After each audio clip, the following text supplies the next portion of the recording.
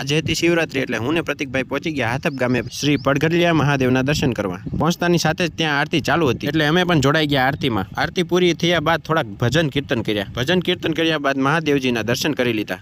ત્યારબાદ લઈ લીધી મહાશિવરાત્રી નિમિત્તે મહાદેવની પ્રસાદી. પ્રસાદી લીધા બાદ ભજન કીર્તન ધીમે ધીમે ચાલુ જ હતા.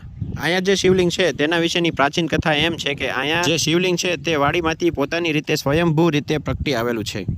આ વિશે અમે હાથપ ગામના સ્થાનિક લોકો સાથે પણ વાત કરી. એમનું પણ એવું જ કહેવું છે. સ્થાનિક અહીંના સ્થાનિક લોકો છે તો અહીંયા જે આજે શિવલિંગ છે એની હાથે પ્રગટ થયેલું છે અને વાડીમાંથી મળી આવ્યું હતું. બરોબર ને? હા બરોબર.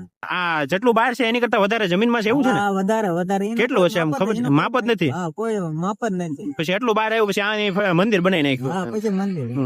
નીચે કેટલું છે એનું કઈ માપ જ નથી. કોઈ માપ જ નથી અને માપ કાઢ્યું પણ મળ્યું જ નથી એનું માપ.